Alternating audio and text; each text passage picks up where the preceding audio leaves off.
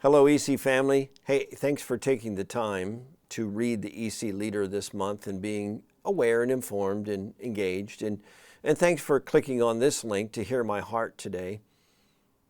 Hey, let's suppose that you had something special in your life, a special place, a special experience, and you're like, hey, Randy, you need to go there. You need to try this out. Maybe it's a vacation spot. Maybe it's a good restaurant. How would I know how to get there? Well, you have to give me directions. Maybe you give me the address and I'd plug it in my Google Maps, and my Google Maps would give me step-by-step instructions, a pathway to get from here to there, right? And it would tell me along the way, here's some obstacles to avoid, here's some points of interest, and even if somehow my path gets blocked, here's a detour. We want to make sure you get to where you need to be. And that seems to be the concern of Jesus. Right? The last thing he says before he goes back to the Father is, make sure my people get to where they need to be. Well, he says it like this: go and make disciples of all nations, baptizing them in the name of the Father and of the Son and of the Holy Spirit. Teach these new disciples to obey all the commands I've given you. That's discipleship. Create a pathway so that those people in your life, in your church, in your family, can know me in a very real way, can know what it means to be a follower of Jesus, and then to apply it in the life in which they live. A discipleship pathway. Now, some of them are already printed for us. Carla and I use this book quite a bit in our ministries. It's Discipleship Essentials by Greg Ogden. And it's 24 sessions where he walks through what a follower of Jesus needs to know. Being a disciple.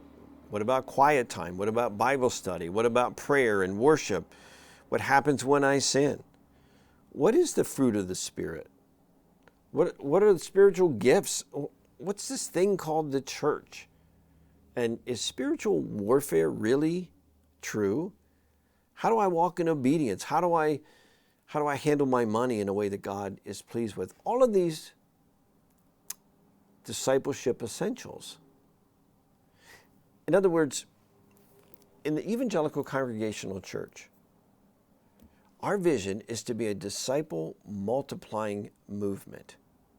That we have men and women, boys and girls in our church who are becoming disciples, learning the basics of following Jesus and applying them in their life, but also they're encouraged to lead others through this process. And so you'll have disciples making disciples making disciples. And if this starts happening, what would we look like? Well, we would look like a dynamic movement of God, led by pastors, people who have a burning passion for God and a missionary zeal to reach the lost. We would look like healthy congregations that are discipling others. Our plateaued and declining churches would start growing in ways we could never imagine. We would start to see our communities in a missional way, and we would be evangelizing in ways our communities can understand. I think we would also be planting churches, or at least fresh expressions of the church in our communities. This is so important. It's the last thing Jesus said. He didn't say, go build hospitals in my name. Go open clothing closets or food banks in my name. Get involved with social justice and other causes in my name. Not that any of that's bad, but he realized, hey, the main thing is to keep the main thing. And you know what the main thing is? Go make disciples who make disciples who make disciples. So, pastor, church leader, do you have a discipleship pathway in your church?